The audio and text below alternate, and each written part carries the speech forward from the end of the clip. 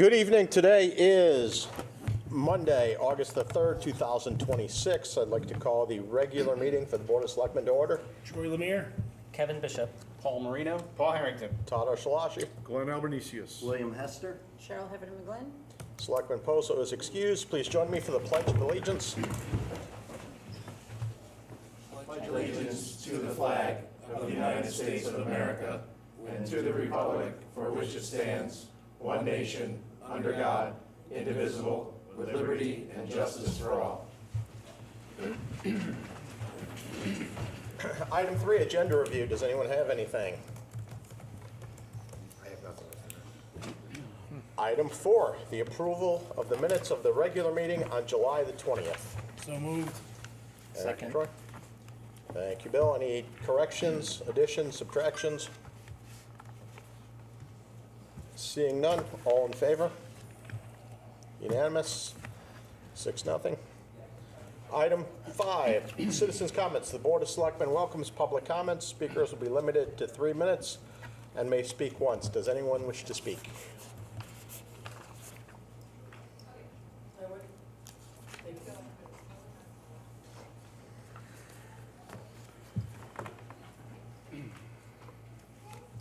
Good evening, everyone.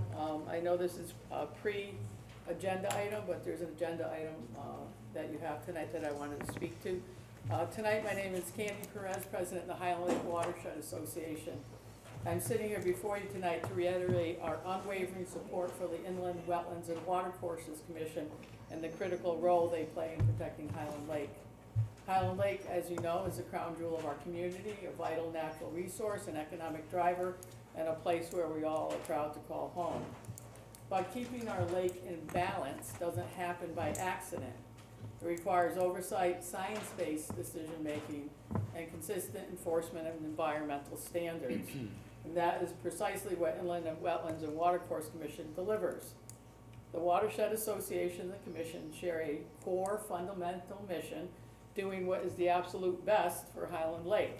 We see the Commission as an essential partner in safeguarding our shoreline, managing runoff, preventing invasive species, and protecting the surrounding watershed from irreversible degradation.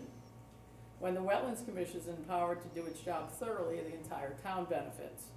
The Watershed Association, we are currently in process of hiring a consultant to write a comprehensive review of the lake, including but not limited to water quality, drainage, boat volume, dock, and shore front size. Responsible stewardship today ensures our property values remain strong, our local economy thrives, and our current neighbors and generations can enjoy the lake just as we do today. The Highland Lake Watershed Association fully stands behind the Inland Wetlands and Watercourse Commission. We thank them for their dedication, and we urge this board to continue to support their vital work on behalf of Highland Lake and the entire Winchester community. Thank you for your time. And that's what was written in the document that was online based on the board agenda. Anyone else wish to speak? Come on up.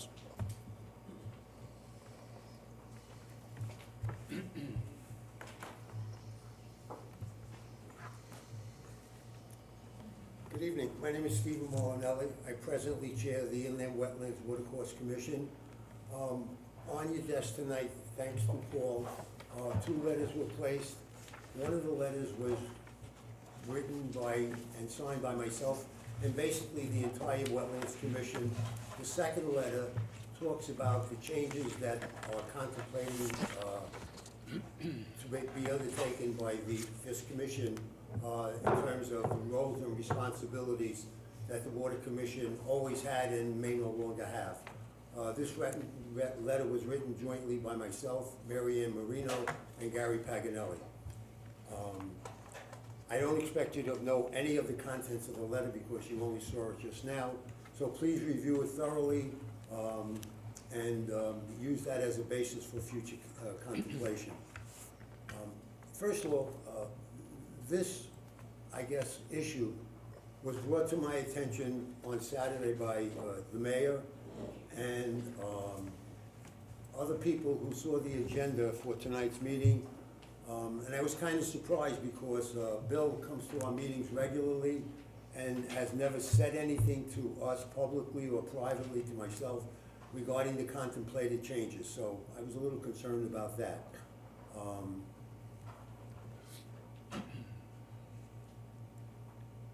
What I'd like you to consider before you make any decisions moving forward with shifting some of the roles and responsibilities that have always been part of the Inland Watercourse Commission to planning and zoning, is that, number one, has there been any feedback at all from the town attorney that talks to this matter? And if there isn't, I would suggest that you receive some kind of writing, and I receive a copy of that writing in terms of his feelings about the issue, not feelings personally, but professionally. Secondly, I don't know if this commission has spoken to anybody at DEEP regarding the proper transfer of some of the roles and responsibilities from the Wetlands Commission to a town, another town agency, planning and zoning. If you haven't, I would suggest that this commission, the Selectmen, bring this to the attention of DEEP and ask for a written response to the legalities and the properness of what you're contemplating doing. And third thought is that that you consider hiring an independent water wetlands attorney who is an expert on these issues, and ask for his or her input regarding, again, the legalities of it, the appropriateness and the properness of it, and, you know, just in general, how you're going to move forward with this without the security of knowing that it is appropriate. I'm gonna ask a few questions, and I really don't expect an answer, but just throw it out there for thought. One, is there any precedent in Connecticut for planning and zoning to clearly have wetlands responsibilities? Has this watershed, the Selectmen's issues, been shared with the Highland Lake Watershed Association? And based on what Candy said, I'm gonna say the answer is no.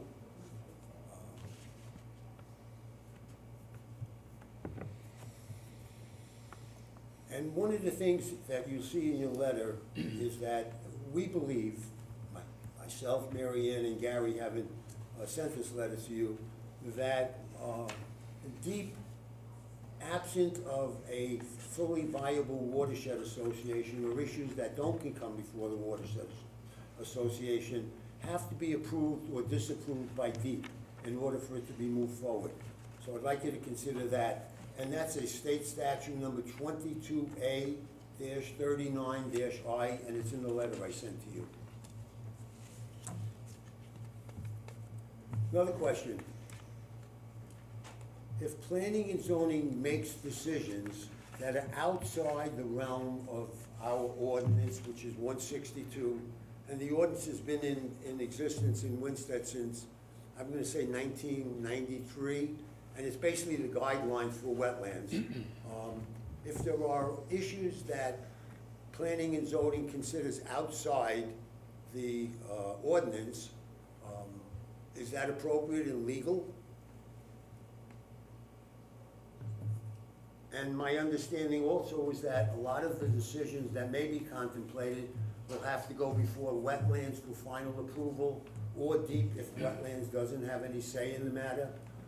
I'm suggesting that before you move ahead with it, just be clear of what you're biting into and the possible ramifications of it, and how it's going to impact on the quality of the decisions made by Wetlands Commission, and ultimately the quality of all wetlands in Winsted, especially Highland Lake, which is probably 99% of our applications. Lastly, I'd like to thank Todd for his email alerting me to this. The only thing I'm concerned about is the last sentence of the email, and I'll quote it as one of the proposed changes of 380, which is all of the inland wetlands issues that planning and zoning or the selectmen are contemplating moving out of wetlands will be moved to fall under planning and zoning. I don't know if that's a broad statement, but if I take it literally, it means it's a fait accompli. And I'd like to not take that literally. I'd like you to consider some of the issues that I raised, if not all of them, and do what's in the best interest of this town as a whole and the lake in particular, because as Candy alluded to and clearly stated, that the town generates, or the lake community generates probably 28 to 30% of the town's income. And if that lake becomes compromised because of poor thinking or poor planning or poor rules that go into effect which compromise the cleanliness of the water, the safety of boaters, and any other aspects of applications that we deal with, the town will suffer. Thank you for your time, and I hope you consider some of the ideas and thoughts that I presented to you. Have a good night, and I am available to meet with anybody and everybody who would like to discuss it. Bill, if you'd like to invite anybody to the wetlands meeting, I am going to ask for a special meeting, and as a result of that special meeting with wetlands, I'm going to ask for a public hearing and see what kind of comment we get from public hearing. And I would suggest that the selectmen move ahead, and if you're contemplating move seriously with this thought, then have a public hearing and see what kind of input you receive from the public in general. But thank you for your time. Thank you, Mr. Chairman. Who else would like to speak? Hi. Okay, so for those who don't know me, my name is Tess. Hi. I grew up on the lake. The lake's on my birth certificate. I live here now. I'm a voter here. I applied to inland wetlands. Just wanted to show y'all my face, introduce myself. I have 13 years in the environmental sector, got 3 masters, 2 of them around environmental stuff. I worked in local government for 3.5 years, managed a personal budget of like a little less than 20 million. That's my baby. Did a lot of grant writing too, a lot of community-oriented grant writing in the environmental sector. Brought in about $3.7 million personally into the last county that I worked for. So I know a lot about the environment. I'm committed to the lake, and yeah, I applied. So that's who I am. That's it. Thank you very much. Yeah. May I just ask one question, just so I have it? Yes, sir. Surely. When did you apply? Last week. Okay. We don't have it in front of us tonight, and I think that's just a, It went to I the got vetting stamped committee. at the Oh, what's clerk's that? Okay. office, so. okay. Just I recorded it. Oh, making sure I great. didn't, Oh, yeah. making sure I didn't drop Right, the It ball. goes to the vetting committee first. Okay. Okay, Yeah. you got it, okay. Great. That's all. Okay. Thank you. Thank you. Thank you. Mr. Alvieri.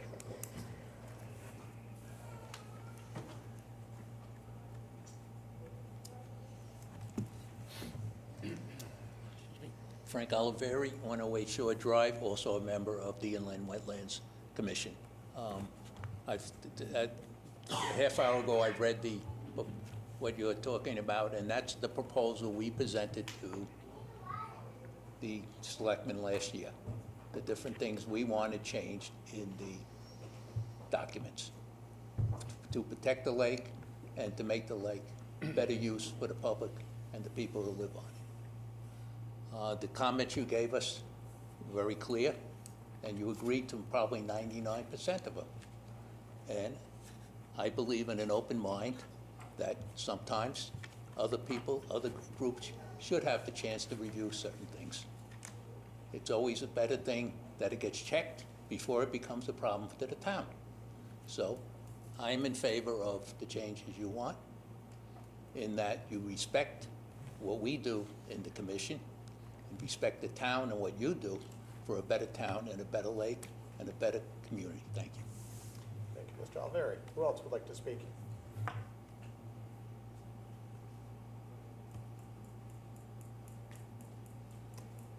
Seeing no one else, item 6, Town Manager's Report.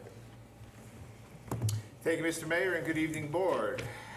Jumping right in, a few items. The town successfully hosted the CT Deeps State of the Bears presentation despite the ceiling and leaking moments. Marshall had his 2 quick minutes of fame when he was going up and down the ladder when the presentation began.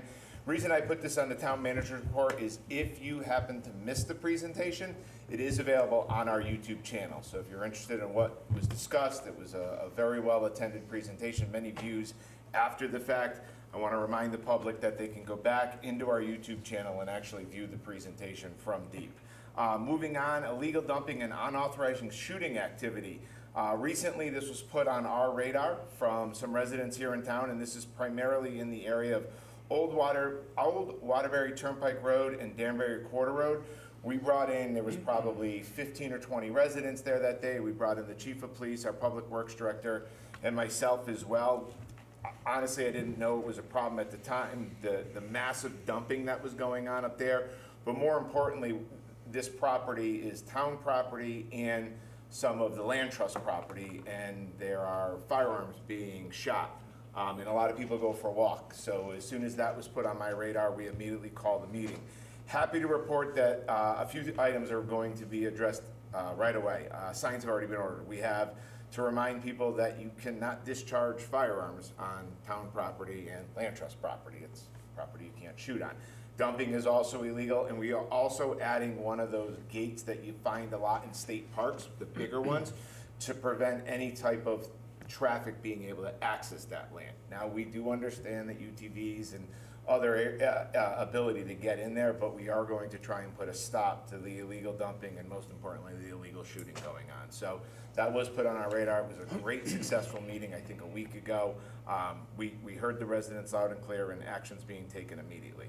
Moving on, sidewalk improvement project. I know this has been brought up at the Selectmen's meeting extensively. We did go out to bid. We did get one bidder. That bidder ended up not moving forward with the project. We went back to the state of Connecticut because a portion of this project is being funded by the state of Connecticut, and asked them if we could award the contract to another contractor. The state of Connecticut actually said, no, we cannot. We need to go out and rebid the project all over again. We are going out to rebid again and talking with our public works director. He is not a fan of pouring concrete anytime after September, October, especially if it gets cold, because it won't cure right. I'm sure Selectman Lemire may have a comment to that. So it may be, unfortunately, a spring project, because we don't want to spend all kinds of money and then have a cracked sidewalk 2 years down the road. So, but sidewalk project moving forward, going back out to bid. Speed camera update, we did submit for our permit. I want to be perfectly clear, because for whatever reason, speed cameras are a hot item in the media right now. What's being proposed, that no more speed cameras being approved, we're way beyond that process. The only reason why we're going back to the DOT for a permit is because we're putting our speed cameras, and we need to, what's called an encroachment permit. Once the encroachment permit is approved by DOT, SiteStream has less than 2 weeks to get those cameras up. So we're still at the DOT discretion of when they approve, but I'm finding DOT is approving permits much quicker than they have been in the past. On the conversation of speed cameras, the other item that seems to be very popular right now is flock cameras. First and foremost, I want to let the public know that currently there are no flock cameras in place in the town of Winchester. There is no plan to have any flock cameras in the town of Winchester. The difference between flock cameras and speed cameras is, yes, they record data, but SiteStream does not sell off, give out. There's been no data breaches with SiteStream, whether it was here in the States or internationally where they first got their foot in the door. And again, the only time data is being recorded is you're going 10 miles an hour or above the posted speed limit. A flock camera, which are, you know, under a lot of media watch right now, that records everything that's going by it in wherever it's being located. So big difference between flock cameras and speed cameras. Two different types of technologies, two separate companies. SiteStream is who we partnered with to operate our speed cameras, and you can go do a Google search on them and you'll find that there's never been a data breach or anything like that. And the only time it is recording is that you're going 10 miles an hour over, and obviously we're getting the information because our officers have to either decide to issue the ticket, not issue the ticket. Moving on, Newfield Road Bridge, you saw a little announcement we made middle of last week. The town received $612,500 from the CT-DOT State Local Bridge Program Grant for replacement of the Newfield Road Bridge over Foxbrook. This funding will supplement $2.63 million that we had set aside from the bond money. And that whole project on Newfield Road is about a $2.6 million. We now have $612,500 to supplement the state, so a little bit less bond money is going to be needed there. Tax sale update, the July 24th deadline from Pullman and Conley, Adam Cohen's demand letter has passed. So they are now going into the next state of putting those properties up for sale with the notifications and all that. So the first letter went out, demand for payment. The payment had to be received into Adam's office on or before July 24th. No payments were received. In fact, there was only 2 correspondents. So he's going on to the next stage of starting to get these properties ready for a tax sale. Reminder, special town meeting, August 11th at 5:30 to talk about the $1.5 million service line inventory project. Again, majority of it is going to be reimbursed by the state of Connecticut. Bulletproof Vest Partnership Grant, we were recipients of a grant. We can now replace 7 ballistic vests for our police department, so thank you. Bridge Street improvements, as you see that the construction has begun. Because utilities are involved, budget a little extra time. I'm sure you've seen some lane closures already there. A reminder, the final design retains the existing turn lanes while improving pedestrian accessibility and fixing that leak that likes to freeze every wintertime. And I promise I'm wrapping up. Chip sealing, we were trying to get some chip sealing done last week and this week. The weather is obviously not participating in that, so we're getting new dates out for when we're going to do some chip sealing. Long-term forecast does look like we'll be able to chip seal. And last but not least, early voting for the August 11th primary began today and continues through August 9th. The hours are available on our social media pages and the town's website. With that, I'll open it up for questions. Questions from the board? You already answered them. Excellent. Not that you had it in your report, but like something on 508 Main Street, what's going on? I actually wrote it in pen and I skipped over it. We did meet with, we had a conversation with the developer today. Happy to report that the fire department has done all the training that's needed. He has pulled his demolition permit for that building, and he hopes to have the building done within 30 to 60 days. Other questions? All right. Moving on to item number 7, correspondence. Does anyone from the board have anything? Mr. Mayor, if I may, and it was brought up under public comment, I did receive 2 letters. It was just before lunch. Please don't ask me the exact time. There is, as the chairman did say, there is one written by several members of the inland wetlands, and then there's one letter written by the chairman himself. I give those to you. I'm not sure if you had time to review it, but it's your pleasure on what you'd like me to do with these. You gave it to us so they can be part of the minutes and public record. Put them in the obviously. minutes? I'll Yes, have them sir. in the minutes. Anything else? That's all I have. Item 8, boards and commissions. Selectman Bishop. All right, we don't have any appointments or reappointments. We have one resignation, so thank you to Kevin Bergio, who served on the Conservation Commission as a member. And other than that, I just want to say that we do have many openings available. The boards that we have openings available on, the Ad Hoc Water Level Committee, Architectural Review Committee, Conservation Commission, Cultural District Commission, Economic Development Commission has room for alternates, Ethics Commission, Historic Commission, Housing Authority, Inland Wetlands, Laurel City Commission, and one alternate on Planning and Zoning, Recreation Commission, Zoning Board of Appeals, basically everything. So if you'd like to be involved in town, please send in applications to join one of our boards. Oh, I wanted to bring a plan on that. I was going on the website, someone asked me where the application is available for boards.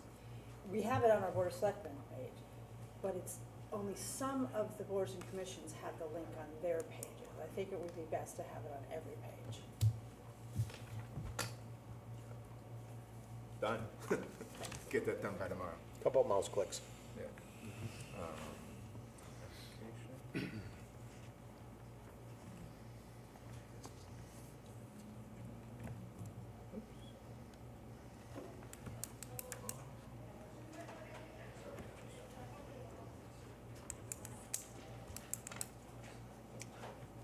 Anybody else? All right, moving on from boards and commissions. Item 9, unfinished business. There's nothing on our agenda. Item 10, Hollywood, new business.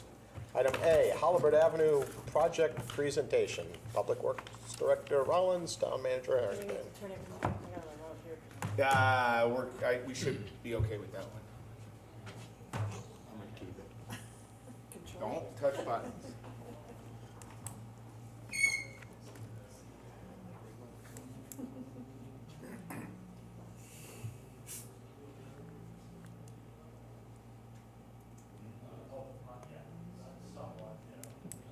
Jimmy, you have the longer one, right? Yeah, that one.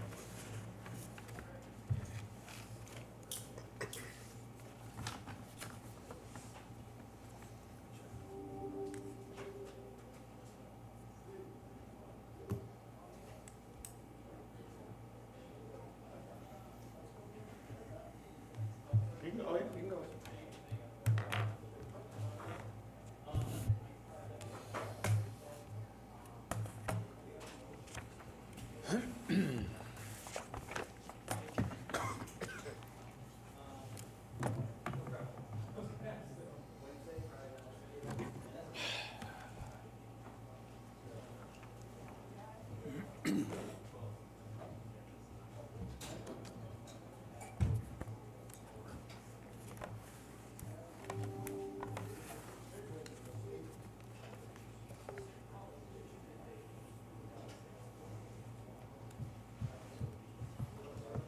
Go ahead, Jim.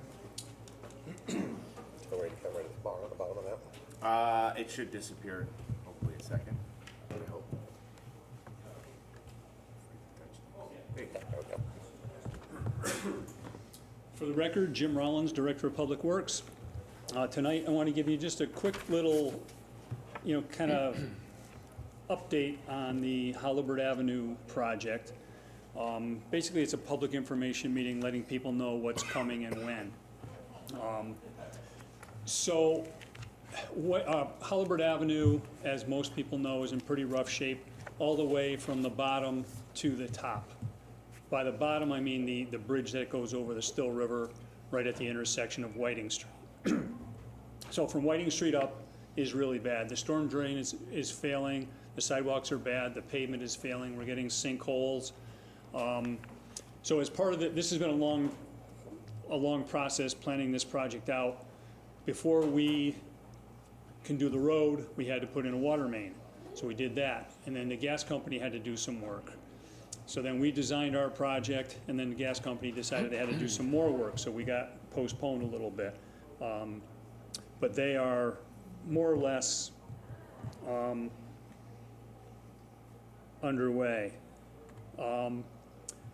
So as far as the current conditions, you'll see these three pictures. The upper left picture there is, you can't really see what's going on unless you actually were in the pipe looking at it. The whole bottom of that metal pipe has rusted out. There's Something popped up, Jim. Yeah, okay. The bottom is rusted out, so the water just erodes the soil underneath the pipe and scours underneath and around the pipe, and then you get little sinkholes like that one off in the upper right-hand page. We've had probably half a dozen of these sinkholes on Hollywood Avenue over the last couple of years. So we get a report, we go, we dig them up, we fill them with big coarse aggregate, backfill them just to get us until we can repair the road. Similarly, we're getting scour that has affected that section of sidewalk. And so sidewalks, road, drainage, all of it's bad. So we went out, we had an engineer design a reconstruction of the drainage system, the sidewalks, the curbing, the pavement, the whole 9 yards. And those design drawings are complete, they're ready to go to bid. We've made the mistake of bidding the wrong time of year in the past. It seems to get the best price and get the most people bidding. You want to put it out like in December.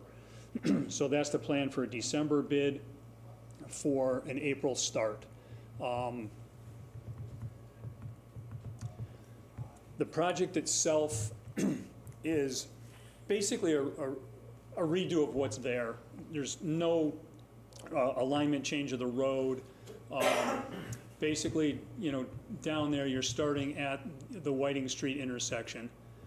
And it basically just goes up sidewalks on both sides of the road until you get to Colony Drive. And then little off spurts, you know, into Gilbert Ave Extension, Stanton, Colony, and then picking up, that's the match line there. And you got the last three roads, Hamel, Benton, Florence. So what we're waiting on right now is Eversource. They, up at the very end of Florence, they have a gas system, it's a pressure regulating system, and it's attached to a distribution main and a transmission main. That's where it splits off and serves the whole community. They've got to redo some of that main down to, I think, Florence, maybe Waldron, I can't remember. And then further down, they've got a few services that they want to move ahead of our project. They're scheduled to start, I want to say it's in October, September, October, I believe it is, that they will be digging and putting their stuff in. They'll finish up on Main Street, and then they'll move over and start doing this. So as soon as that's done, that will clear us to put it out to bid and hit the road hard in the spring.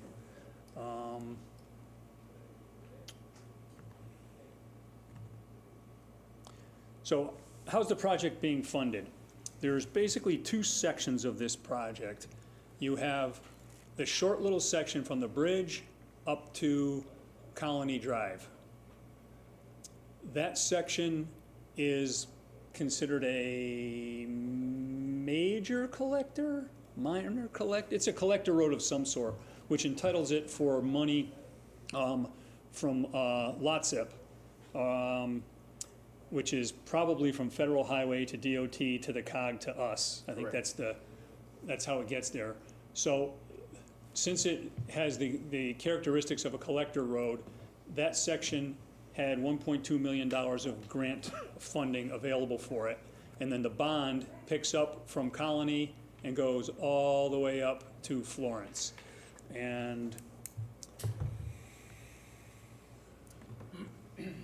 so the total engineer's estimate for the whole road from Whiting Street to the top, including, cleaning up the intersections, all the drainage, the sidewalks, removing the old base, adding a new base, and pavement, curbing, all that stuff, was almost 3.3 million. LOTSIP grant pays for 1.2 of that, and then the water department has a little bit of paving to do. When they put the water main in, part of their responsibility, just like we do to the gas company, is they are responsible to do a 2-inch mill and pave. So we just take a fee in lieu of for that to supplement this project when we get around to doing the whole project. And then the bond has the rest of the money. And obviously the paving's the part that everyone notices, but it's the drainage which causes all the problems up there. Jim, while you're on that slide, I think it's important. Roughly, how long is the road? And where I'm drawing the connection is $3.3 million for Half a mile. half a mile. Yep. Now that doesn't, that does include the drainage, and there's a lot of work to be done with drainage. That's not just pavement, but when you have, and I'm sorry, I'm stepping all over you, 100-year-old clay pipe or pipe that hasn't been replaced in 100 years, these are the issues that the town is dealing with, and that if you do try and mill over a pipe, you run possibly the likelihood of that miller actually damaging the pipe, and then you're fixing a problem that you weren't originally going to fix. So here's a great example of a half-a-mile road, $3.3 million. Yeah, so that's a good segue. We did Elm Street a couple of years ago and Center Street a couple of years ago. Elm Street's probably the most complicated road in town. Flat, so there's nowhere for the water to go. There's everything from underground electric to communication to gas to water to sewer to storm drains, sidewalk on both sides, intersections everywhere. That was similarly priced for, per foot prices were similar, but it was half the length. This road is complicated. The one thing you have going for you is it's steep enough that the water has no place to go but downhill. So that's in our favor. But this has 2 gas mains. It's got our existing replaced water main. It's got the abandoned water main. It's got an abandoned gas line. It's got storm drains on both sides, and towards the bottom, they're 42 or 48 inch diameter. So again, very expensive, deep holes, wide trenches, very expensive project to build. That's why it just seems so disproportionately high. This road has to be done. There's just no two ways about it. The sinkholes are happening faster than we can patch them. So this one we're really looking forward to. In the meantime, because when they did the water mains, they didn't compact the service crossings very well. We're going to mill those out before winter and just patch them, because they've, I don't know if you've driven, mostly going down, but even coming up, those service lines are a pretty big hit to your car. So the schedule, yeah, so Eversource was a little late to the game, but they're, again, this is one of the processes that we do. When we started this project 5 years ago, we reached out to them and had them do a 5-year look ahead, as we did with every other utility, which is why we put the water mains in. So they did a little bit of work. Well, 5 years has gone by since we started the planning on this, so we revisited that at some point, and they said, you know what, maybe we'll just move our project ahead and get ahead of you. So that's why we haven't constructed the road yet, and we'll do it in the spring. So other than that, there's not, not too much I can tell you. It's a full reconstruction in the existing footprint and all drainage, sidewalks, curbing, and so forth. So if you have any questions, I'll be happy to Questions from answer. the board? Jim, you said 42 to 48 inch pipes at the bottom? Diameter, yeah, Diameter, diameter, big. yeah. So there's steel pipes now, and they're 60, almost 70 years old. They probably reached their life limit about 5 to 10 years ago. We're replacing them with reinforced concrete pipe, which has a longer lifespan, and they're a little easier to line when the time comes. So it's a little more money up front, but it's a much longer lifespan, so you get a better value for your dollar. Other questions from the board? Come on, Troy, you have to have one. This one's cut and dry. Yeah, there's no doubt. This one had to one's be been done. shot for when I lived over there, so. It's rough. And we try and keep the public, obviously, in the know as much as we're doing, but when you're using LoTSIP money, like we are through the COG, it does require this public presentation. So it's why we did this tonight in a more formal way than just updating you on what we're doing. But this was something that we needed in order to do to meet the grant of the COG and LoTSIP. Yeah, and the first time we presented this to the public was during the bond, hearing process. We went through it in detail, and I think this one maybe had the most positive vibe to it of all of them. Elm Street was another one, but this one was, people have been screaming for this one for a long time, so we're excited that it's finally gonna happen. So are we. Yeah, this is a doozy. So Jim, not to speak on the project, but the money part, you said that Eversource is gonna be tearing up the road at the top from Florence down. Are they gonna, in-kind money to help lower the bond costs? So I'll look into that. I don't know the answer. Typically, I always make them, so tell them they have to. yeah, typically, Yeah, you made water do it. yeah, typically they do, and we put that into a pile. Here, where we rushed their project ahead, Still, we don't always, probably the only one we didn't do was top of Bridge Street, and that was because it was a project that we wanted to do, and the only way they could accommodate us was to replace the main. But yeah, I honestly don't trust have me, an they answer have for more that. money than us, so they can afford it. Everybody has more money than us, so, yep. Thank you. Director Rollins. Thank you, Jim. Item B, renaming of town streets. Town Manager Harrington. So this was put back on the agenda after, I believe it was Selectman Hester wanted it back on the agenda. I did reach out to several agencies. It was our police chief, it was our fire chief, it was our EMS barn, it was the post office, it was the state police, it was Connecticut DOT. And Jim. And Jim, yes, he's standing right in front of me. Unfortunately, the only responses I received was from our own staff, and I do include EMS with that. I tried to summarize the best that I could of what each of them were basically saying. None of them saying that it's a bad idea. I don't think there's anybody that would ever walk in here and think that a veteran doesn't, deserve, recognition. I struggled with, and this board really didn't ever come up with a name. So I just came up with a few names when I sent the email out. So if you're wondering why it's Veterans Purple Heart Memorial Way or something to memorialize, Purple Heart recipients, I just threw a name on a paper. I go back, and there was a memo I sent to all of you back on, I want to get the exact date, it was June 8th. I sent a memo to all of you, and I put that in the packet for a refresher, and it really talked about, the town ordinance of what it did. I will note, I think the chief of police really summed it up pretty well, and yeah, I'm just trying to.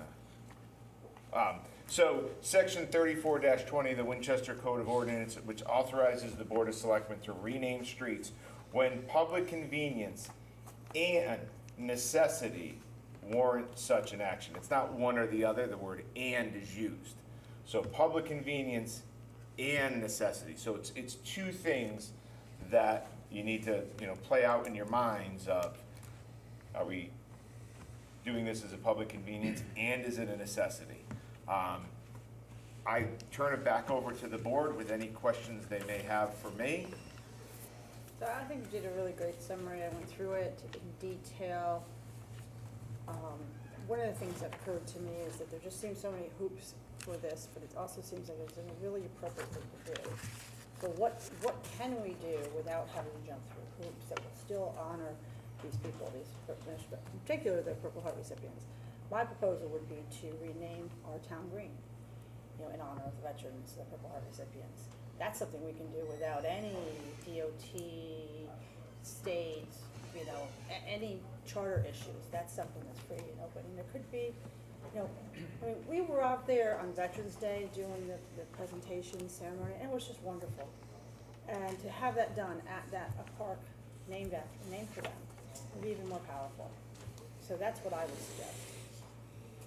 It would just be a simple way of doing this, honoring them. We don't have all the hoops that we'd have to jump through with the charter. And language in the charter, when it says shall, you gotta do shalls. And ands, not ors. And we'd have to do a charter revision, which we just went through a commission to do that, and this was not on the table. Otherwise, we could have probably worked through it, but to send it back, reconvene the charter commission to do this when we have an alternative doesn't seem like a good use of the people's time that participated in that commission. That's my thought process. I actually agree with that. I think that's a good idea. It's less troublesome, and I would like to have Mr. Knoll here to find out if he'd be okay with that. But I don't know if he was stuck on the street, but I think, that is it's already a veteran park now, pretty much, so by naming it and making it official. I think that falls under the ordinance, though, so we do need to change the ordinance, because 14511, proposals for naming or renaming town-owned facilities, including but not limited to buildings, other structures, rooms, parks, fields, and roads shall be presented to the Board of Selectmen and contain the following, and there's the hoops that we have to jump through there. A 50-person petition, a naming committee. So I think we do need to change I think it's a great idea, but I think we need to change the ordinance But we can still do it without having to go to Department. Without, this would all be internal, but I Right. think we would still have to change Oh, this stuff. 50, how many people do we have here? Who wants to sign a petition? I could get 50 signatures by tomorrow, no Right, so problem. I don't think that's oh, that's true. So, I always bring the bad news sometimes. For the record, I think renaming a park for Purple Heart recipients is a wonderful idea. I'm trying to think in my head, there is some state statute that if you do something to parks, it's like another act of Congress. Try and get rid of a park, so let me, and again, wonderful idea. Let me spend a little time, and I'll be well prepared at the next meeting, obviously, of can we rename parks? It makes sense, but let's make sure we do it right. And I'll bring 50 signatures. Well, that's with 14511, so we need to make sure we rework that as well. So, I have limited village. I have a question down a slightly different avenue. On 340-19, the authority of selectmen on street and subdivisions, it says that we have the authority to name streets, however, the naming of streets in proposed subdivisions shall be, regulated differently. Is Wallens Hill considered a subdivision? Will they be naming the streets, or will we be naming the streets? Typically, the developer names the streets when they come in with them. So. So I just want to thank you for doing all this work. Like I shared before, and I'll bring it up next time for the, with the Sue Grossman Committee, maybe name the last section that just comes to the town. I know that's a long way off, but it sounds like it would be a whole lot easier to name it the Veterans Way. And as I was thinking about it, maybe even somehow put those banners up on that section of all the veterans right there on Old Route 8. So when you come into town or you're leaving town, you'll see all those veterans like you see in other towns. Not that it's bad in the park, I think it's great in the park, but that's just my thought, that you could see them, that they're right there, and the way it's going, we're gonna need more poles and We are. to hang them, because we're already I got 3 more 4 today. on a lot of them now, so there's probably more to go. So just so I'm clear, Selectman Hester, wonderful idea. This originally came as Purple Heart. Are we changing it I to? think we should go to the veterans, and I think we should have Mr. Canolan, because he said something about, and I wish I could remember, was it the Silver Star? We have some recipients here in Yes. town, Silver Star. I believe you said Purple Hearts in town, in the Well, We cemetery. have that too, but. Well, yes, but Torrington is the Purple Heart town, they have that down there, so. But definitely something, Veterans Memorial We- Walkway, Veterans Memorial Park. We could come up with a variety of names and do one of those little surveys and see who the winner is. Again, let me go back, let me find out about parks. To the mayor's point, why are you seeing an ordinance? What are you seeing, why we would, not saying that we can't do So it, because to we can't. change anything, Proposals for renaming town-owned facilities, including but not limited, you okay. need the petition. Okay, but Selectman Lemire said he'll have 50 Then you signatures in 2 need weeks. a naming committee. But not something where, do we want to do a wholesale change to, or do we just want to follow the ordinance? We can just follow the rules. Okay. I would think, and I don't want to speak for the board, but, these were proposed, and at the time, and truly, I think they still make sense. I think we just like when Lemire's coming in with 50, now, be very careful when you do 50 signatures, because, and we should talk, because your signatures to rename, the park for veterans, or is it to rename the park for Purple Heart recipients? 2 different things, right? So. They have to talk to Mr. Knoll first. And then also the board. Because what is the board's ultimate pleasure? And our resident, thanking him for coming in, but it's ultimately the board's decision what you ultimately want to do in terms of naming. So, again, I think we can follow the ordinance, but we have to be very careful on. So what if I word it with both? So whatever one that comes up, then I have the signatures. I think you should talk to Mr. Knoll, and then maybe you and I can have a quick conversation and and we can go from there, and I can come back ready, but, and then we'll start, forming a committee, and we'll go through the ordinance. So I won't be coming back with any type of an ordinance change proposal, I'll just be following this. The petition that you're looking to sign is gonna have to follow 145:11, so. I'll meet up with Glenn and make sure that's official. I do have a question. What is the official name of that park right now? East End Park. What's the name of the park right now? This East End Park in 2017, it came up, I just went and found the historical information about that, and Lily Hudak is here as the historian, she asked for it not to be renamed, and she went through all the reasons why not to rename it because of the history of it, and I'll send it to her. So what's the official name? East End Park. East End Park. That's it. Because it was done in February 17th, 2015, February 17th of 2015, and there was a whole bunch of things going on at that time, and the majority of speakers were against renaming the park, including one of our veterans. They would like to name something after it, so Bill's idea for that probably would, support back to 2015. In 2015, it was an issue. So we can call it I can see East that. End Memorial Veterans Park. There you It's go. pretty much the same thing. I'm just telling you what happened that Thank you. Yeah, I have a feeling. as it happened. All right, well, we'll discuss it. All right, anything else on, Again, we're kicking the can down the road again. We're making progress. Yeah, we are Don't- making progress. Don't have a choice.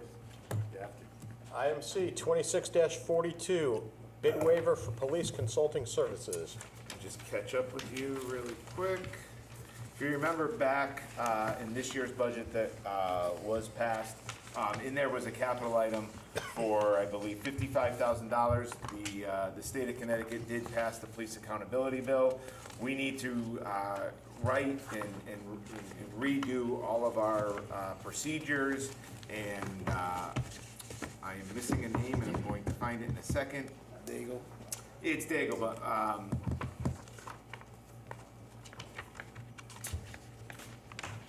Erica. yeah, there's a better name. Oh, here it is. Governing policies, training, operationals, and accountability, and constitutional policing. They're gonna come up, in Daigle Law Firm, we've used them in the town for several years. They actually are used throughout the country and go into police stations and actually create these documents for police departments. We felt that it would just be best, in the town's best interest, to use Daigle because there is no learning curve when they come in. They can hit the ground immediately and start developing these policies to meet the Police Accountability Act. There's a motion in front of you to rid the bid waiver on this in the best interest of the town of Winchester. There's a motion on the Are page. there any other groups that do this? Several other groups that do it, many law firms So throughout. why this group over the others? And The reason this group is we've used this group for several years. They do all of our internal investigations. They've done a lot of work with our police department right now. So we felt that they would just come in and hit the ground running, and there wouldn't be a learning curve of meeting the chief of police or any of our officers, that they're already very familiar with all of it. For another point, I did ask around what other law firms would typically charge. This is a good deal. that was my next question. This is a very good deal. And I think that goes back with the many years that they've been with the town, contracted to do investigations, that they gave us a very good deal for all the work that's required. I move that the Board of Selectmen waive the town's standard bidding and procurement requirements in the best interest of the town and authorize the town manager to execute an agreement with Daigle Law Group LLC. Second. We have a motion, we have a second. Further discussion. Just one more comment. You'll know, if you had a chance to actually look at the contract, it's not to exceed $55,000. So we're not going to overspend the capital line item. Just wanted to put that out there on the record. Other discussion? Seeing none, all in favor? Thank you. Unanimous? Item D, Doc Ordinance, Chapter 380, proposed changes. I do. Selectman Marino, Selectman Lemire.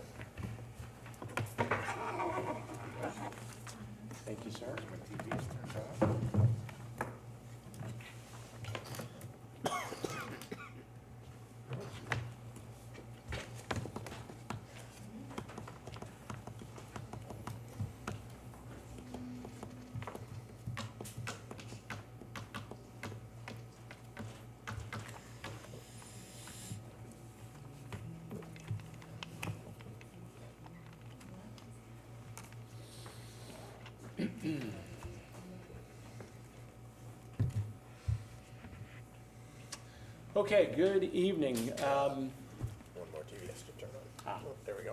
Thank you. So I wanted to spend a few minutes and take everybody through the latest draft of the dock and mooring ordinance. Give you a little bit of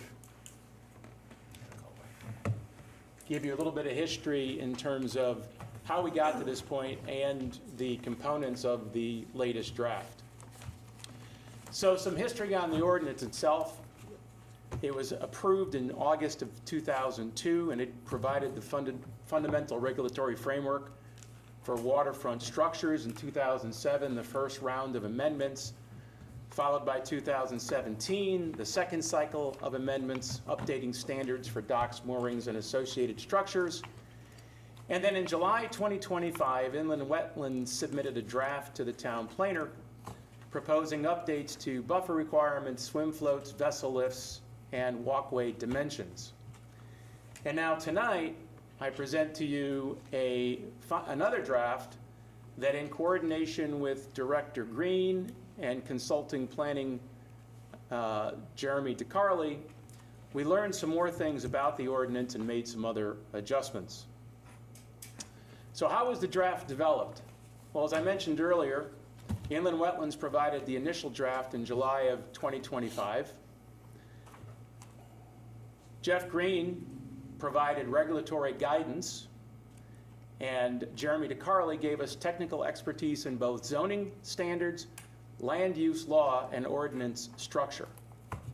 And then in July 2025, the Board of Selectmen did engage in discussions regarding potential addition of a waiver provision from the dock dimension standards.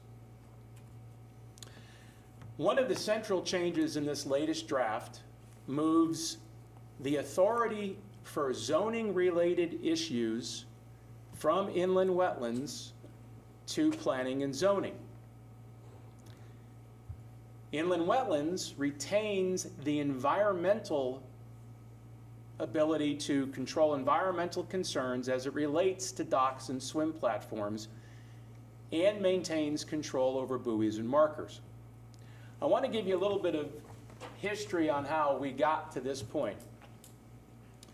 First, when I reviewed the language from the state of Connecticut regarding inland wetlands commissions, I learned that the core goals of the commission was resource protection, safeguarding marshes, swamps, bogs, streams, and rivers from random and unnecessary or unregulated damage and destruction.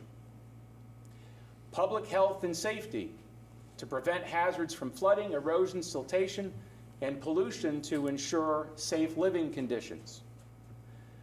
Another goal and core of their commission is water quality, protect clean surface water, groundwater supplies, and potable fresh water from misuse or management. Habitat preservation, protect plant, animal, and aquatic life in the natural habitats they need to survive. Their regulatory duties include permit review, review and act on applications for any regulated activities such as filling, excavating, or building near wetlands or watercourses. Enforcement, local and state wetland regulations to stop unauthorized disturbances, and educate citizens and property owners on conservation and proper land use practices.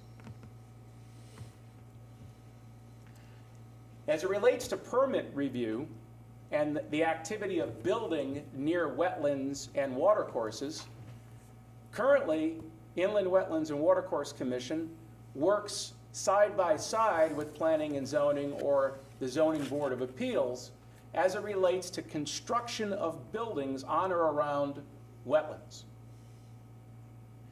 Zoning, in terms of waivers, variances, special exceptions, are handled by the zoning review boards, not inland wetlands. The current ordinance as written gave inland wetlands the unique responsibility of doing zoning responsibilities as part of the dock ordinance. And one of the changes is placing zoning matters in the proper boards.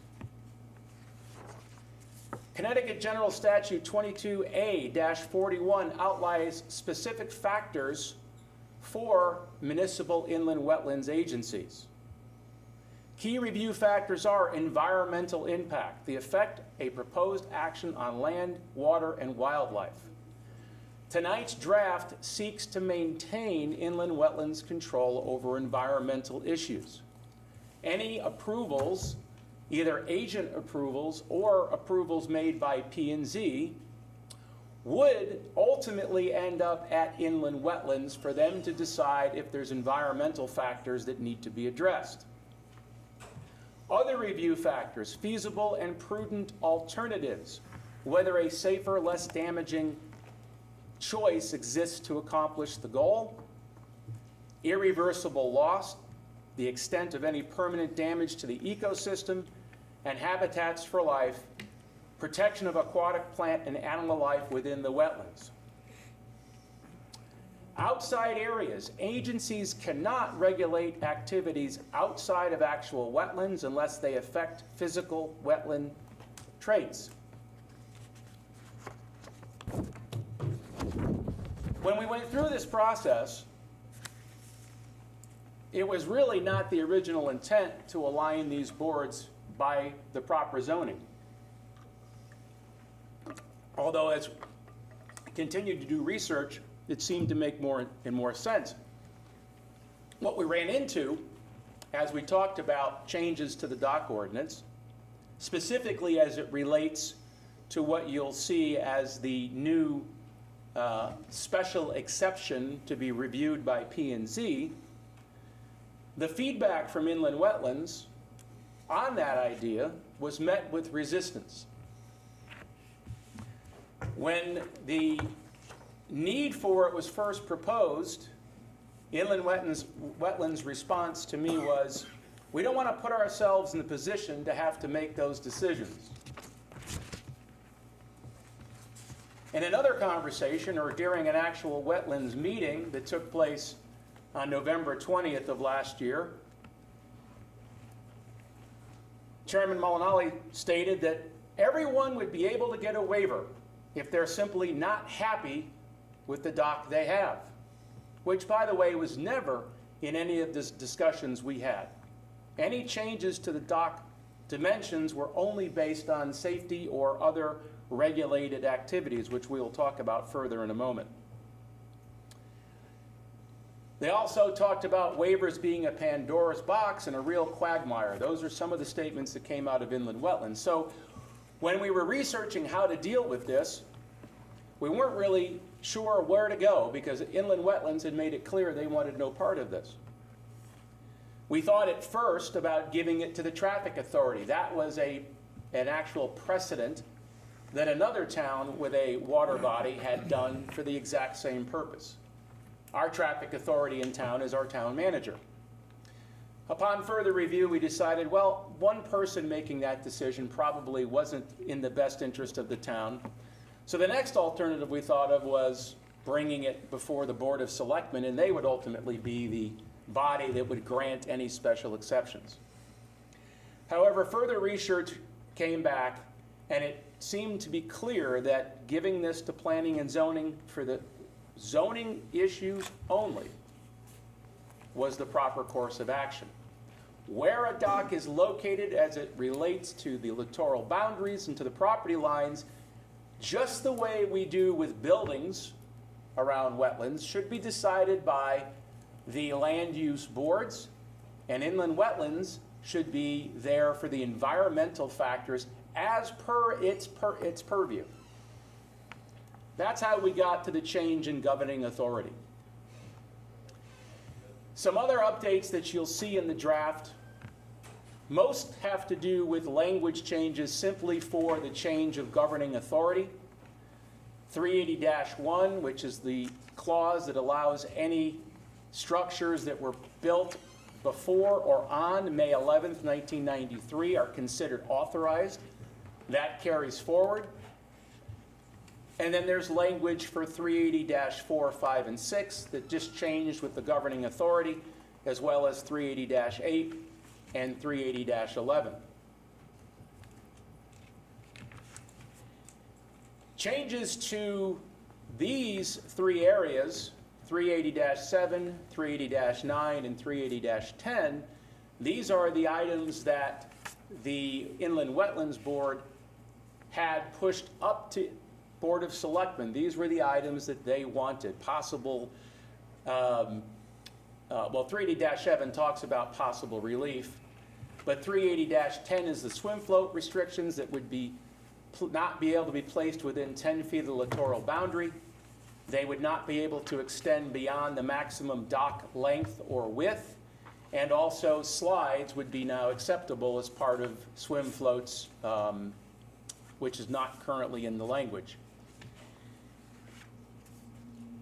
Any change to dock standards would direct applicants for a special permit to the P&Z. Other items that Inland Wetlands had pushed forward to us were 2 lifts per property and renamed. The current regulation says you can have a boat lift and a jet ski lift. Wetlands had said they would like to have flexibility so that you could have a boat lift and a personal watercraft lift. You could have 2 personal watercraft lifts or 2 boat lifts. That language has been carried forward. The 24-inch walkway width limit for boat lifts. These are typically walks that are attached on or near a boat lift for people who don't have access from docks to get into boat lifts. Inland Wetlands asked us for 24-inch maximum width on those catwalks, on those walkways. I will say this for our discussion. I had a conversation with our marina, and he informed me that the only walkways available for him to source are 48 inches wide. So to meet this 24-inch requirement, we would be asking the residents to have custom walkways built in some manner. And then finally, subsections B through F receive, again, the conforming language adjustments simply on the authority or the governing authority change. New 380-19 would be the relief from requirements. It would require anybody who believes they have a safety consideration, unusual property configuration, or other factors outside the control that would jeopardize the reasonable use of the property, would have the opportunity to submit an application to P&Z.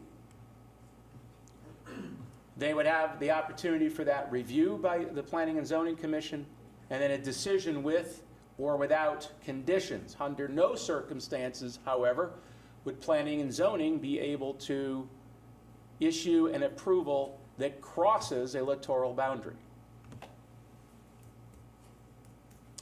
The application requirements for the new section 380-19 would require that the applicant provide Planning and Zoning with a licensed land survey showing the location of the proposed structure, location of littoral bounds, and any existing structures that are within 100 feet of the proposed structure. A description of the relief that is sought. What is the unusual circumstance and why are we seeking the relief? And then a written statement detailing what the unusual circumstance is. All of that would need to be in the packets provided to Planning and Zoning.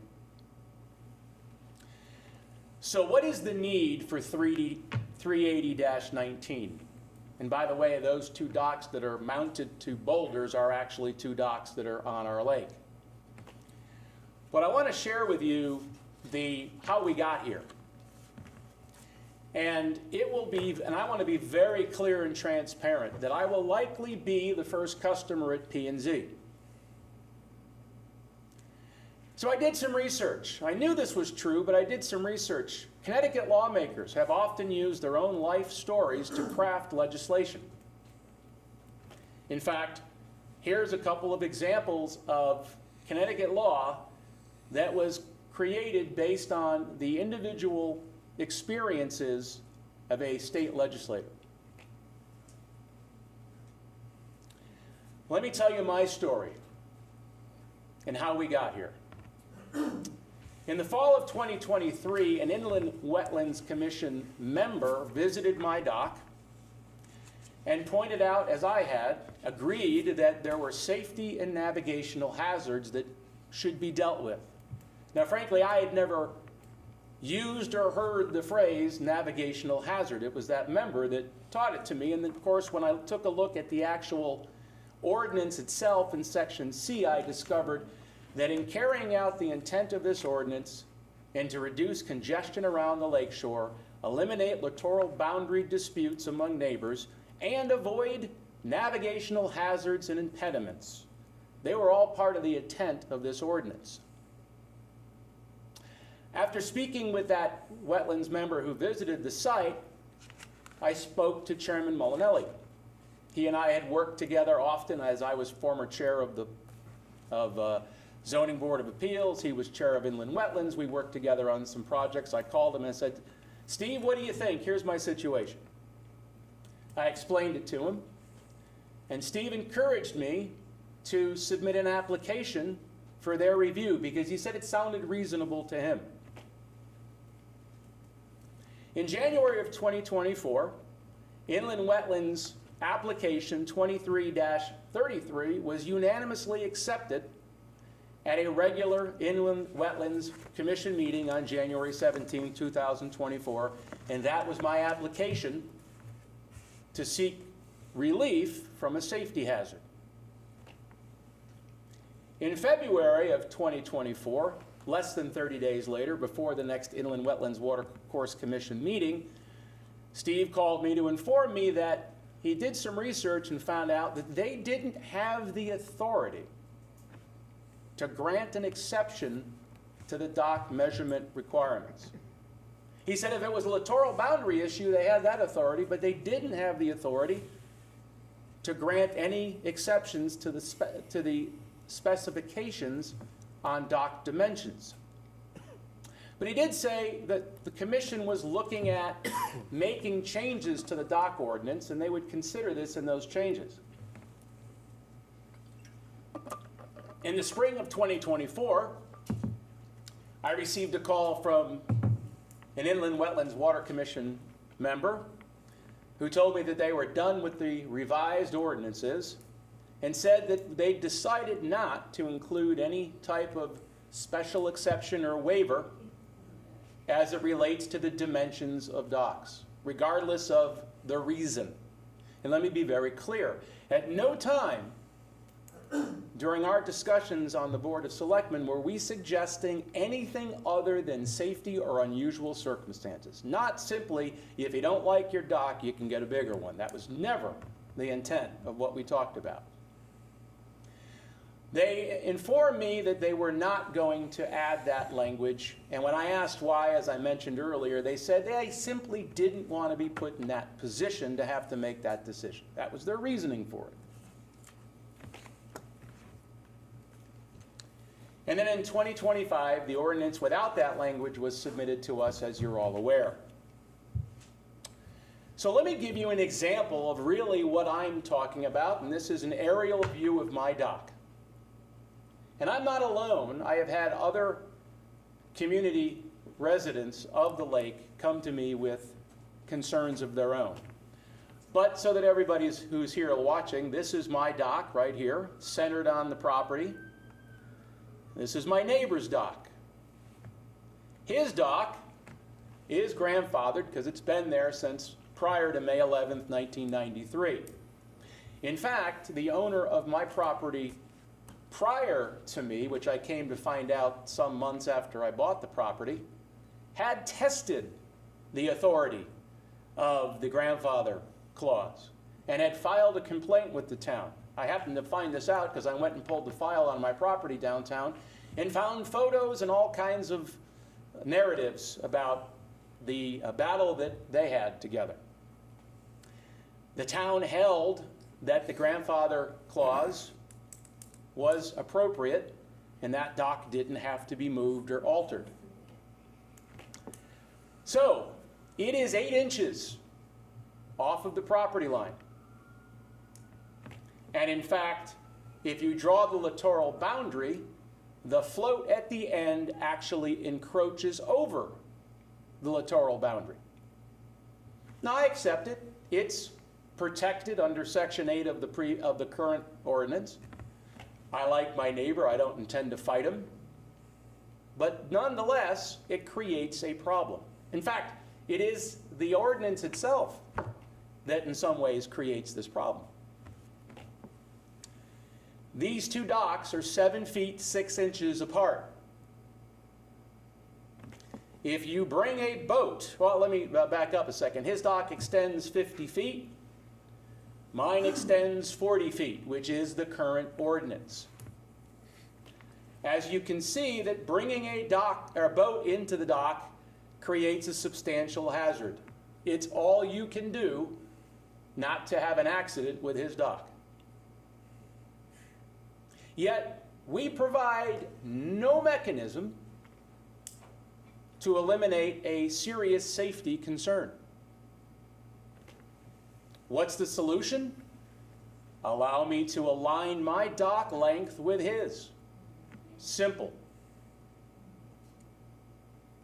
We don't have to move his, we don't have to challenge Section 8. We just take away the hazard by allowing a special exception for a safety-related item in our ordinance.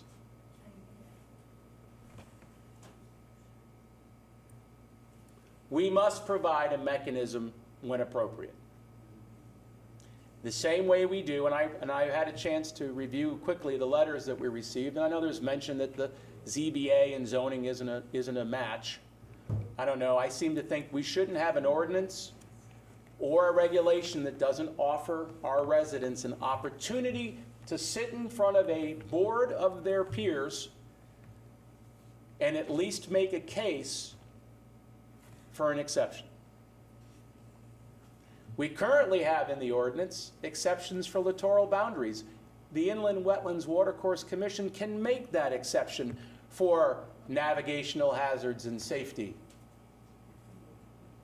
I'm just asking that we increase the language to provide for this. And that is what is in this current draft before this board. Any questions on the board? I have a few questions. Sure. So I was procrastinating Friday when the agenda dropped, so I did a little deep dive on this. You listed in the beginning of your presentation a few people that you consulted. Who else that you didn't list did you consult on this? There were discussions among the Board of Selectmen. Okay, besides the Board of Selectmen, anyone else? Just the team that exists in Town Hall. Which team? The folks at the Land Use Office. Okay. Anyone else? No. Who wrote this language? Who wrote the language? Who wrote it? That would be the experts from the Planning Office. So the planning office is the one that wrote the changes that you're proposing to the Wetlands Commission Given proposal? that given that Jeremy is an expert in the drafting of ordinances, yes, he was the person who helped write the ordinance. Okay. Who else helped write the ordinance? I'm not aware. You're not aware? No. Okay. And am I on trial, Cheryl? Because No, I'm just asking your questions. tone is much that I'm on trial Sorry, here. just. Thank you. Let's have a friendly discussion, I thought shall I was we? having fun, I'm just trying to get straight answers. Thank you. I'm not on the Okay. stand and you haven't sworn me in. We could start there. if We you want. could. So, now, were these changes reviewed by a littoral attorney at all? I'm not aware that they were reviewed by a littoral attorney. They were drafted with the expertise of the land use experts, and particularly the people that we use for that. Okay, but they don't have littoral knowledge, right? They don't have that I don't know expertise. all of their background or their qualifications. Okay, well, town manager shaking his head. I don't think so, I don't wanna comment for sure, but. Was Deep consulted regarding whether this is appropriate, because it is a state lake, not a town lake? No, Deep was not consulted because this is a town ordinance. Correct, but we still are controlled by the fact that it is a state lake, and we have to follow their rules. I mean, I looked at the statute you just cited, 22A 41, I just looked at it, and I guess I disagree with how you're interpreting it. And my concern is that, I don't think that zoning is the appropriate vehicle, that committee, or governing body for something that involves littoral rights and the use of the water that is, you know, the lake that's owned by the state, and it doesn't have, it's not within their purview. You're looking at it like it's a garage. This is not a garage. This is something that goes over the waterways. I understand your issue, I understand your concern, but my biggest issue with this is you're changing the governing body. You're splitting up what happens with the lake, who has say on what happens with the lake and the docks and the buoys and all that stuff. You're splitting up between different governing bodies. You know, I think this is more, it's one thing if you want to change it and have wetlands have this ability, but to put it into P&Z, it just doesn't make sense to me, and I don't think it follows the state statutes, you know, or the other ordinances within our town. So that's my biggest issue with it. I know other people on the lake might have, you know, who are on the lake who are going to navigate on there may have different issues. But that's what I first thought, and I think that, you know, I understand this is a personal concern of yours, and that kind of makes me wonder whether you have a conflict in even, you know, voting on this. Because this is something that's going to benefit your property value, and it's what got you so interested in it. So that's another, there's an ethical component that bothers me. Yes. So then but I think I know there's a process we have to go through to have 3 meetings. I wouldn't consider this one of them, because we don't have the proper authorization. We haven't done the review process of the proper authority, which I would think would be an attorney that specializes in this type of work, which is not me, would have to review this and give an opinion as to whether this is appropriate, and then we have our 3 meetings. And I agree with what the chairman was saying about having a public hearing on this, and so where we're going. I think this is, I think this is going to be a real controversial thing that you're proposing. And we're trying to deal with some real serious issues in this town, some other things that seem to have more value or more significance to everyone in this community than whether you can have a 50-foot dock or not. And so what I would suggest is that we need to refer this out to the appropriate authority. And then we're going to spend money that we don't have to get it reviewed properly. And we're going to have to do that before we even consider voting on this. So, but if it's, you know, the board's determination that this is something that we should continue to explore, and I'm specifically referring to the committee of the 2 reviewers' proposal about these additions to what wetlands propose, that we need to send it out for state consideration, particularly deep, and it has to go to an appropriate attorney to review about the appropriateness and how this meshes with the various state statutes and our town statutes. I don't think, unfortunately, our town attorney is qualified to do that, so it would have to be someone who's an expert in that field. That's what I think needs to be done before we can even start the whole meeting process that's required. So I'll answer a couple of your comments. One is, and you used the example of a garage. If I wanted to build a garage within the review area of inland wetlands, and it happened to be not within the setbacks that zoning has regulated, I would have to visit both of those boards. I would have to visit the Zoning Board of Appeals to get a variance or a special exception to build the garage on the spot on the land that I want to do it. And then I would have to go to wetlands so that they could review the potential impact on the environment, impervious versus pervious coverage and proper drainage and all the things that we do around the lake. I'm simply proposing that we use the same procedure for a dock. This board has really spent a tremendous amount of time dealing in zoning issues when their purview or their focus is environmental issues. Where a dock is on a piece of property doesn't really fall under their purview. Is it going to damage the lake? That falls under their purview. And I do put faith in the consultants and the experts that we hire in town to give us guidance on whether or not we can move a zoning issue to a zoning board from an environmental board. So to spend money, as you say, to hire all kinds of experts and attorneys, I'm not sure that that's necessary, and I guess that's going to be up to this board to ultimately decide. And I have been extremely transparent about, yes, I found this problem. In fact, when I spoke to the chair, he said, sounds like a great idea, put your application in. Guess what? He didn't know it wasn't possible either. So only after that was uncovered did this become a situation where we don't have a mechanism for people to solve a problem, and we should fix that. And if the ordinances are being reviewed, which they are right now, then we should move forward with getting language in there that does what it should do for the community. Now, I know we have a lot of things going on, Cheryl, but I think this board can handle what we're doing and this ordinance at the same time. So I just wanted to comment on your statement that the dock is in the water, so it's under the wetlands. So we have buildings that are in the water around the lake. Does that mean the wetlands can control how they're built? The wetlands have a say in that. Yes, They have do. a say. Yes. Just like they have a say if you Just build like they have something a on the say on the land. dock. But you're looking to take authority away from wetlands here and No, put it in we're not P&Z, taking away when it's authority. never been in P&Z's purview. And P&Z doesn't go through the training, you know, that the Wetlands Commission have to, through the deep training. The deep okay? training, though, Cheryl, is for environmental damage. Is the dock going to damage the lake bed or pollute the water? That's their purview. There's more than Where that. it gets placed is not in their purview. There's more than that. I mean, viewing the statutes, it's clearly that it's more than just the environment. That is a significant focus, agreed. What But else there's is there? other. So read the statutes. I'm not gonna sit here and read it through. This is why I think it's important that we get the proper expertise to review what you're proposing as to whether it complies with the relevant state statutes. You know, that I think that you've even cited some.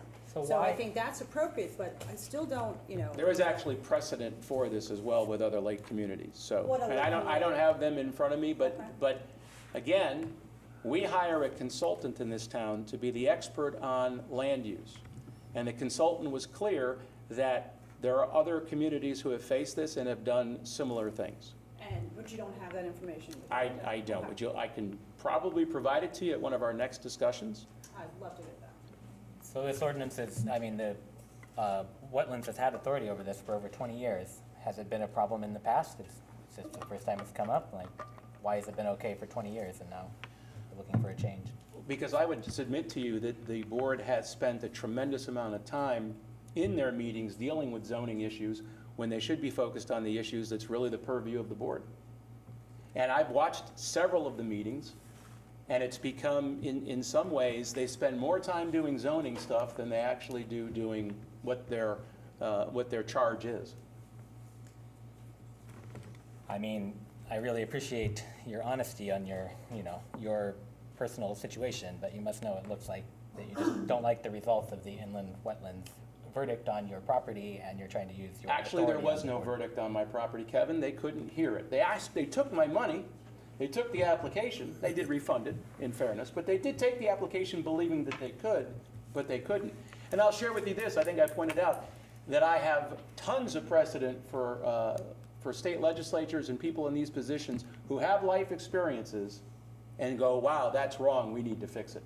I'm completely transparent about that. I'll be the first guy at P&Z when we pass the ordinance. So, I mean, looking at the statute 22A-. And by the way, I still have to go to wetlands when we're done, so.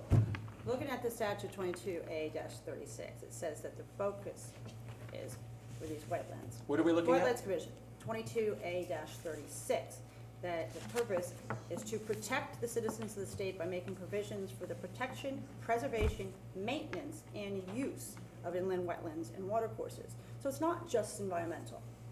That's what I'm trying to point out. So I think we have to look at all this. And I don't think this is something that can be considered without having the appropriate examination of the statutes by people who are qualified to render legal opinions on what the statutes find, what they control, and how they have to be applied. Unfortunately, in some ways, the commission sort of forced this issue because it became clear from all of their comments that no one would ever get a fair hearing if we passed this change. Because they wanted no part of it, and they were clear about that numerous times. Right, and as you pointed out, there's not a section within the within our ordinance provides for these special permits, but you're not just trying to add the special permit thing, okay? Whether that's allowed or not, I don't know. I'm not an expert in this, and I won't pretend to be, but you're trying to change the governing body. That's, as I stated in my original comments, is the biggest concern and what I think may be in violation of state law. I think it's important to focus this board on their primary objective and get them out of the zoning business. I don't think it's zoning, so I guess we have a fundamental disagreement on that. We do. I'd just like to clarify one thing, because I feel a little implicated in this, because it says at the top of this document, it says July 22, 2026, the Board of Selectmen proposed with the changes in red underline. That's what went out to the public in the agenda documents. However, I never even saw this until July 31st when this was sent out. So, you know, I feel a little implicated that I was a part of this, but I definitely was not, never seen it until last Friday. So I don't know why it says that at the top.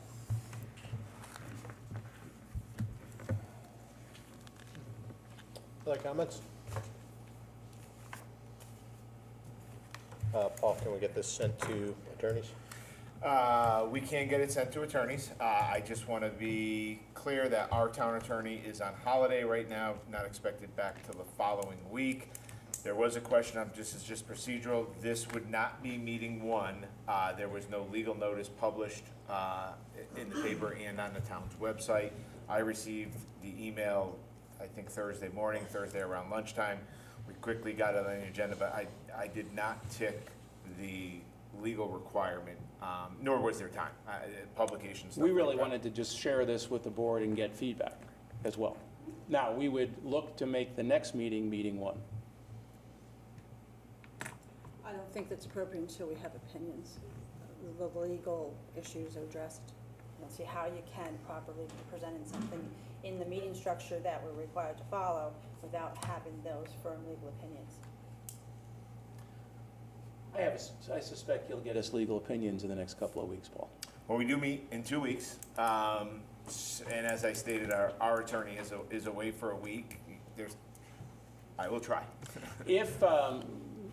If the next meeting is meeting one, there would still be 2 more meetings following that, so we could add opinions as we get them as well. Again, I disagree that we can have meeting one until we have the legalities of the proposal worked out first. Mr. Mayor? Well, let's see what happens with the amount of time it takes to get the legal opinions, and then we'll go from there. If we add it to the next agenda or the first agenda in September. May I put one additional thing out? There was talk of a littoral attorney or a water attorney. That is not a line item that I have in any budget. Would the selectmen be okay with tapping the selectmen contingency account? I think that needs to become an agenda item at the next meeting. That's not something that we can decide right now. It's not an action item.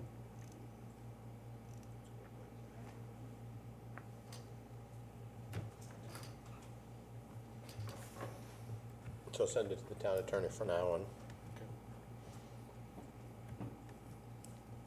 I appreciate that, but I think that's a waste of money because he doesn't have that expertise that we need to get the full opinion. And it's unfortunate. I mean, he is an expert in municipal, but he's not on this type of thing.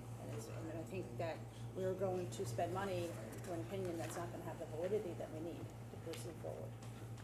So I would suggest that we, at the next board meeting, we put as an action item authorization to use funds to hire the appropriate attorney and move forward with getting an opinion at that point once we have that authorization. My experience with our town attorney is when he believes he's outside of his expertise, he's clear with us on that. So I think we should start there with that conversation. Since he's retained and doesn't cost as much as whatever it is we're talking about going outside to do. I disagree. So a question for town manager or mayor, whoever can answer, like, surely there has to be, like, this has to be a recusable thing, right? You can't just vote on something that benefits yourself. Like, what are the rules there? So per Connecticut guidelines of a conflict of interest, it's if you personally have a financial gain in whatever you're voting on is what Connecticut standards are. I guess that would be another question to the attorney as well. Yeah. Of it. Increase the I mean, I would property value, assume, yeah. Paul, you know, in all fairness, that, you know, if you can have a better dock, a longer dock, something that, you know, is more Something accessible, that's that's safe, going you to mean, gain. safe? That's going to impact the value of your property, which means you have a financial interest and stake in this, you know, proposal. Well, I guess when we get to the time to vote, we'll see whether or not I recuse. There we go.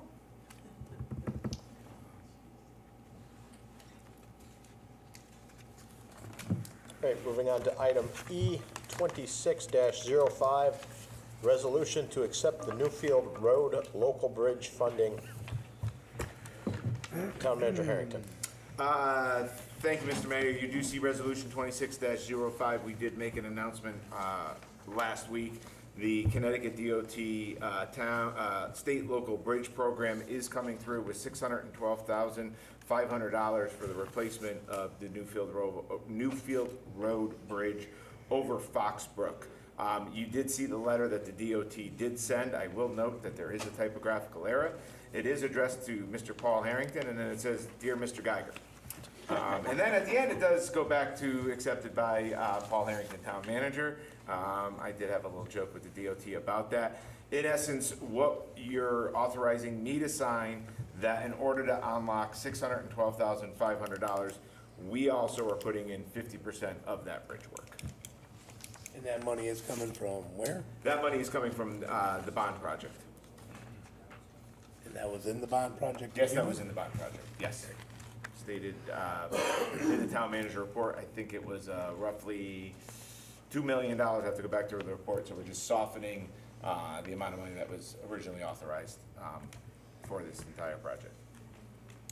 Whereas the Connecticut Department of Transportation has awarded the town of Winchester a state local bridge program totaling $612,500 for the replacement of bridge number 162008 Newfield Road over Fox Brook.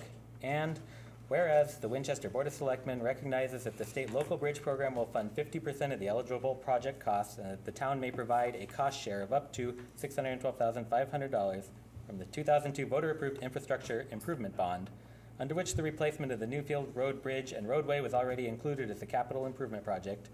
And therefore it be resolved that the town manager, Paul Harrington, be and hereby is authorized to accept on behalf of the town of Winchester a Connecticut Department of Transportation state local bridge program grant in the amount of $612,500 for the replacement of Bridge 162008 Newfield Road over Fox Brook, and further resolved that the town manager, Paul Harrington, may be and hereby is authorized to enter into and execute any and all agreements, contracts, and documents necessary to accept and administer the Department of Transportation state local bridge program grant for the replacement of Bridge 162008 Newfield Road over Foxbrook. And I do further certify that the above resolution has in no way been altered, amended, or revoked and is in full force and effect.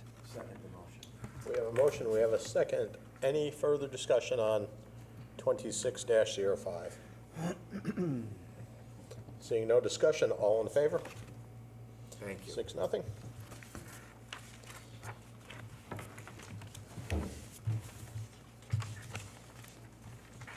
Item 11, citizens' comments. The Board of Selectmen welcomes public comments. Speakers will be limited to 3 minutes and may speak once.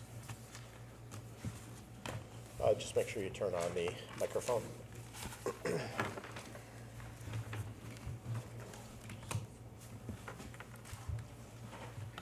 Frank Oliveri, 108 Shore Drive. On the street project that that was explained here earlier, where the storm drain is rotted out from the invert. Halbert, Does that have a city sewer in the street also? Yes. And I assume then you should TV that before you go out for bid, because that's probably the same condition that the sanitary sewer is in. Since the water main went, the storm sewer was going. I would take a little and probably have to put that back. Thank you. Who else would like to speak?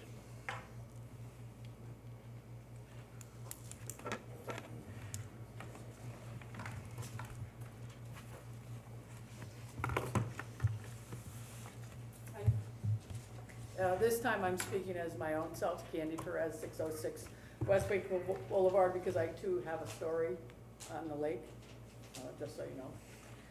First, I'm going to ask if the town manager authorized this work for part of the board with our staff. Authorized? No. So Board of Selectmen went directly to staff without your authorization? No, there was a question of, can I You don't have talk to with answer Jeremy? that, that's okay, I'm just asking. Also, I would like to know or suggest that you could hire an attorney, because when you got the special attorney for Wallens Hill, you didn't ask the board for special dispensation of money, it was all under the legal lines. So I'm not sure you need a special dispensation, it's all under legal. because you did it on Wallens, why would it be different for this? So I think you could move things faster if you just could do that. So in the picture that was shown by Paul, who's here primarily, brought this up as he admits for his own dock. You showed your dock and you showed the neighbor in the picture for us would have been to the right, but to the left. So my question is, what relief is there in here for the neighbor who would be affected by greater docks outside the regulations? You know, docks were only made that long because of the lower lake levels because of Union Pen, but there is no reason for the docks to be that long anymore. The cove is a difficult place to buy in, but what does your neighbor to the other side do when you lengthen your dock? Do they lengthen their dock? Do we have a race out to the front? Because all neighborhoods have to be about the same length of docks. So if somebody came in my story on the little 15-foot little property next to me and decided they wanted more than one boat and one little dock, and somehow this special permit granted them that, what relief do I, as a current owner with my waterfront, have in there? So do you have a public hearing provision in there? Do you expect a public hearing provision in this permit? Do you take into account how the neighbors are affected in this new permit that you would be giving? So those are some of my questions. Over the water is also a littoral issue. There's a right to pass and repass and access your boat and access your boat, but there are some laws that I believe don't entitle to you anything on the water, as like land does with your land uses, so that's why that attorney would be really good. And then if this were to pass, do I get to go get a dock for 72 of my 90-foot property, or 72 of my 92-foot property, because these wake surfing boats are killing me? They're killing my wall, they're killing my dock, so do I get to go for health and safety and disrupt my entire neighborhood and ask for a special permit? So if that's a yes, then I will be second in line. And I'm not on the board anymore, so I won't have any conflicts. Thank you. Who else would like to speak? Mr. Chairman?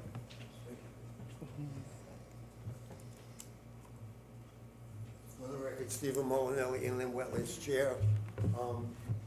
Just a couple of responses to some of the comments that Paul made. One, he kept using the term we, when he was alluding to how the evolution of this proposal came about. And I think the gentleman indicated that no other selectman was involved with the we in that statement. So I think it's individual to Paul. I'm glad he indicated that he did reach out to me as chair for, you know, a friendly conversation about the possibility of extending his dock. And I didn't encourage him to do it, but I didn't discourage him to do it. I said, bring it to the board and see what they have to say. Another factor to strongly consider is that we have documentation from the town attorney, Kevin Nelligan, that it's the wetlands responsibility that when there is an application involving a waterfront, then the commission has the right to look at every aspect of that waterfront and bring those aspects of the waterfront that are out of compliance based on our regulations into compliance. For example, if I wanted to extend my dock, if I wanted to do something on my waterfront that I'm allowed to do, but part of my waterfront is that I have a boat lift in the littoral boundary, which is illegal by standards, then because I'm addressing the waterfront, the commission can bring all aspects, the illegal boat lift in the littoral boundary into compliance and have it traced properly on the property. We're encouraged to do that. There are numerous locations on this lake where there are boat lifts illegally placed, docks illegally placed. You can go up and down Shore Drive and a lot of the coves And in many, many, many numerous incidents, you will see that because the people are, I'm gonna say, smart enough not to approach wetlands for a change because they're out of compliance, because they're grandfathered in, then we can't address that. We just had a situation where a house was being built on, I believe, East Lake Street, and there were water issues that were clearly out of compliance, and we couldn't touch their water issues because the application was for the house and the environmental aspects of the house and nothing to do with the water. One last thing, not maybe one last thing, another factor to consider is that when people buy into an environment, they should look at the total environment and not expect commissions or different services in town to remedy what they buy into to their satisfaction. You buy into a property that's 40 or 50 feet wide and you want 2 boat lifts and a dock, you're not gonna get it because you've exceeded half the allowance that you're entitled to. If you have 100 feet, you can get what you, more or less what you're asking for. So in the instance that Paul Marino alluded to, very clearly in my mind, not the specifics of it, but very clearly in my mind, he did not have the opportunity to put a boat lift where he wanted to because it would have been in the littoral boundary. And very creatively, he talked to one of his neighbors who had a 10-foot easement down into the water and got permission from that owner to use the easement as part of Paul's property to extend his littoral boundary rights, and therefore he was able to put a dock in. And under those circumstances, because the rationale that was provided to wetlands was reasonable and allowed, we gave him access to a boat lift in a property that he technically doesn't outright own. Am I correct with that, Paul? Actually, not completely. It's not a right-of-way. It's actually an owned piece of property that I lease. Okay, you lease. I Okay, lease but it. creatively gave him 10 more feet of property, which he doesn't own. But it made sense to us if he leases it for an extended period of time. For that period of time, he owns it, for lack of a better way of describing. So we are open-minded. And, you know, and the expression where we don't want to open up a Pandora's box, I think you can say it that way, but a better way to say it is that we're obligated to respect the integrity of all of the property owners on the lake and not create issues that one property owner will come back and say, well, now that this situation exists, well, now we're gonna ask for this situation, and we're just gonna keep doing it and expanding it, and we don't know where that's gonna stop. So I think the ordinance is well thought out. It's been around for a number of years, and other setting aside that individuals don't get what they want because of the ordinance, I think the selectmen should consider that this aspect of it is, again, falls into that area where when you buy a piece of property, you buy the entire piece of property and don't expect ordinances to change to accommodate your needs on that property.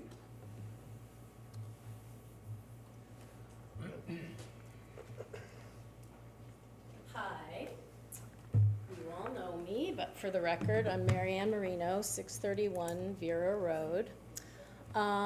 So I'm speaking as a board member on the Inland Wetlands and Watercourses Commission, resident of Winchester, an owner of waterfront property on the lake, and an individual who spent 56 years on the lake. I want to respond directly to the legal framing Selectman Marino offered tonight because I actually don't believe it's accurate. Connecticut General Statutes, Section 22A-42, Section C, states plainly that the local wetlands agency shall serve as sole agent for the licensing of regulated activities.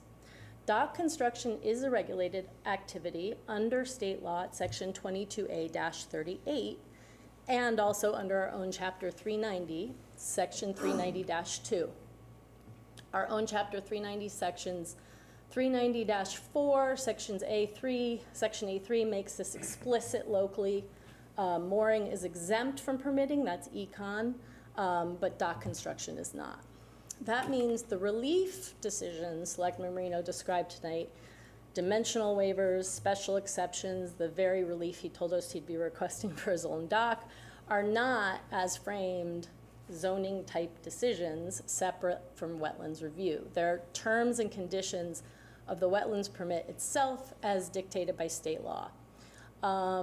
Section 22A-42A, Section D, Item 1, gives the wetlands agency, not the zoning commission, the power to grant a permit upon other terms, conditions, limitations, or modifications. So moving that to planning and zoning doesn't remove wetlands at all, it just adds another layer. So it means that the applicants are gonna have to go before both commissions, so it's gonna slow things down and cost them more money. The same statute, 22A-42A, D, Item 1, also requires that where a regulated activity independently needs zoning approval, that approval must be obtained first before the regulated activity may proceed. So again, stating my case about doubling up for people. I think it's also worth noting that Selectman Marino has other options already available to him right now without changing a governing authority. He could relocate his boat lift. He could also remove the lift entirely. But if he doesn't like those solutions and he genuinely believes that the neighbor's grandfather dock is creating a navigational hazard, our own ordinance already gives the commission the power to address that directly. Section 380-17 lets the commission revoke or modify authorization for any structure it deems a navigational hazard or a threat to public safety without regard to the grandfather status. So if the hazard is that real, then we already have, wetlands already has the authority to solve that for Selectman Marino. He simply needs to request a review by wetlands of the placement of the neighbor's dock, and the wetlands agency can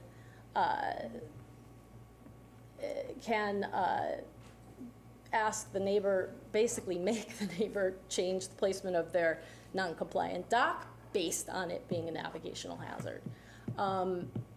I also want to note that Highland Lake is subject to the state of Connecticut's public trust interest because the state actually owns the lake bed, and dock construction occurs on the lake bed, which, as the property of the state of Connecticut, they have placed the responsibility with the wetlands agencies across municipalities.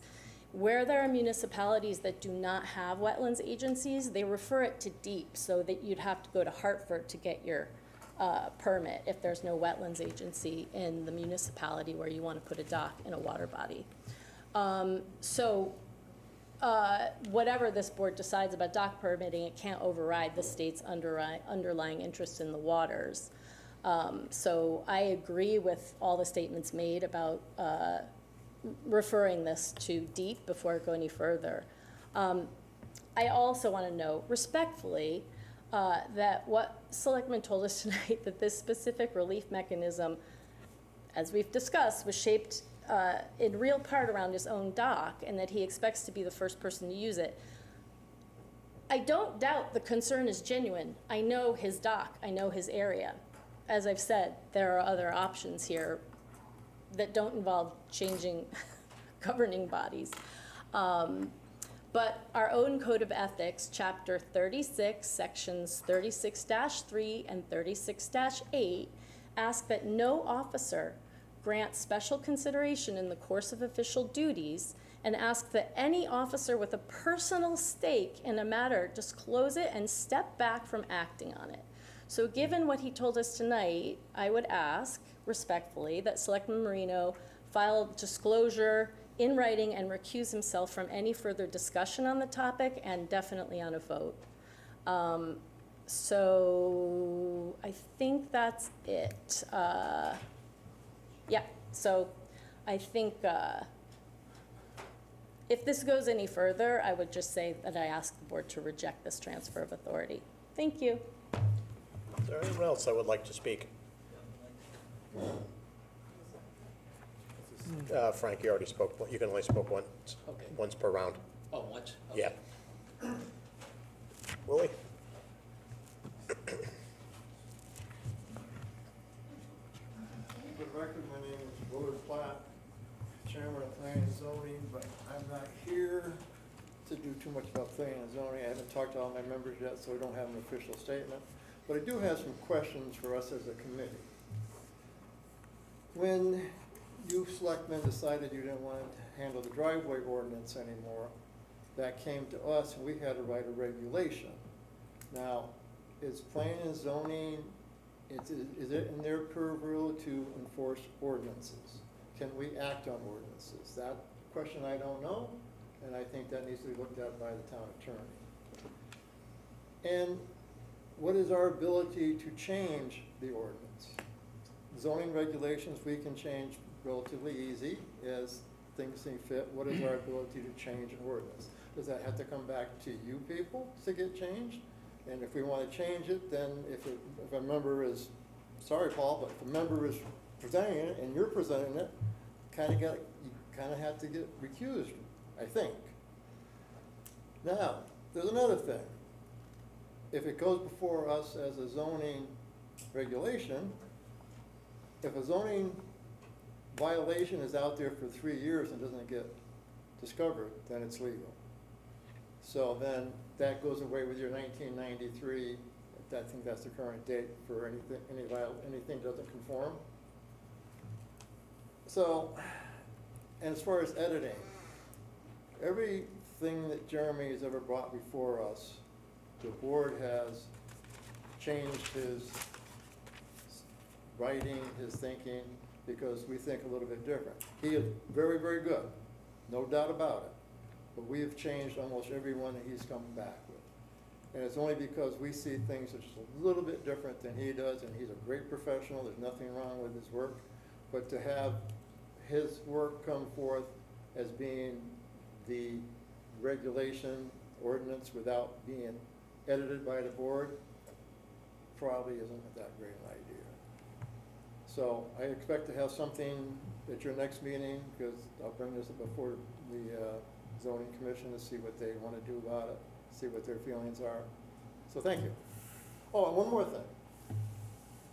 I remember when I first got on planning and zoning, there was a gentleman who came before us that was complaining about the levels of bureaucracy he had to go through to build his house, to expand his house. He came through and he said he had to go before wetlands, he had to go before ZBA, and he wanted us to kind of do something to limit that levels of bureaucracy. And that was you, Paul. And now you're increasing the levels of bureaucracy. So,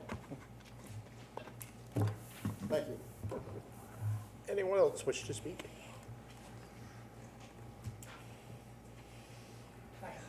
Hi there, Asbury, 233 Colebrook Road.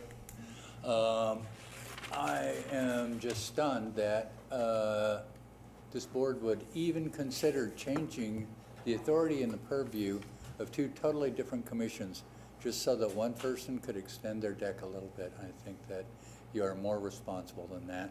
Thank you. Anyone else? Moving on to item 12, executive session, discussions regarding sale of town-owned properties at 132 Florence Street and 19 Hill Street, and also negotiation updates on the Wall and Sale development.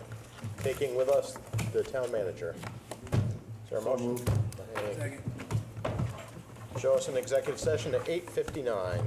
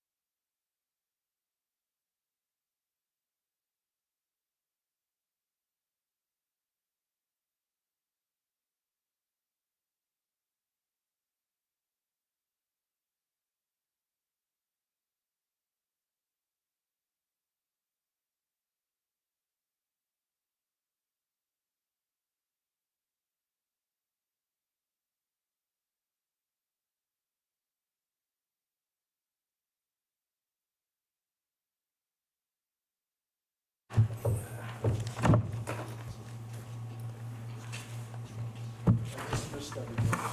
I met Jamie.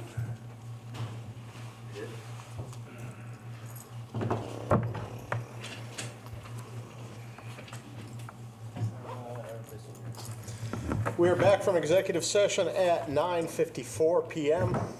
Do we have a motion? Mr. Mayor, I would like to make a motion to have the town manager enter into contract for 132 Florence Street with a meeting at 6:30 on September 8th. Town meeting. Town meeting, thank you.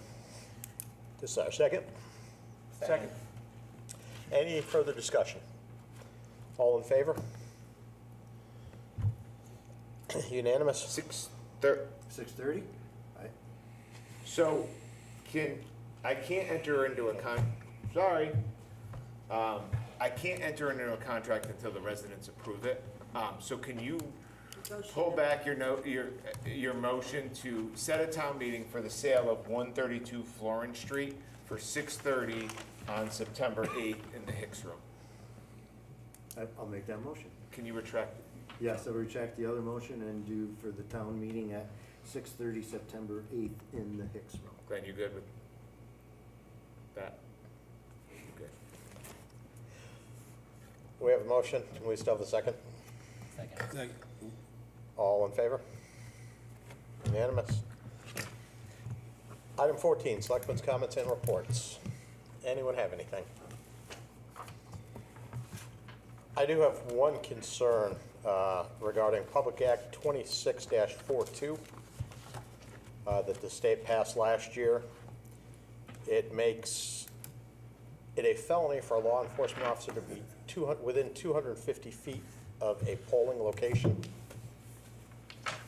Not so bad at the school, but early voting, I do have concerns with. Although with the elevator being broken, it may mediate that a little, because I know when we were up for election, if you were in the building, you had to be in your office with the door closed. But I do have concerns with some of the laws that the state legislature passes for the good of the people, and they make our lives more difficult down here. So I don't know if the board wants to consider at the next meeting a strongly worded letter, or have the town manager send a letter to our representatives with our displeasure or concern. But other than that, Well, I think it's more important for us to figure out how we're gonna accommodate the law. Agree with it or not is one thing, the letter is one thing, but right, figure out how we're gonna letter make sure we're doesn't not do much for the violating the law. law. So how do you get to hold the police department out of You're gonna have to give them the day off. the 250 feet? Problem is, it's not just election day, it's early voting started Today? That's a week, right? I'm jumping 10 days. So I will forward you an email that we did receive from our emergency director, Steve Williams, that talks about it. I will also let you know with the registrars. I believe the mayor is looking at the law one way, but we do have clearance from the state of Connecticut who came back and clarified what that meant and with the police officers. So let me send you, because that hit our radar last week while we were prepping for early voting. We had officers here. In fact, literally there was an internal affairs investigation going on in this room while people were voting in that room. And we were in compliance and we were everything with Secretary of States and everything. So let me get that email. Worst case scenario, I was going to say maybe move voting to Bank of America. Have you seen it? No, and there's probably a reason why we didn't do that. Any other comments? Motion to adjourn. All in favor?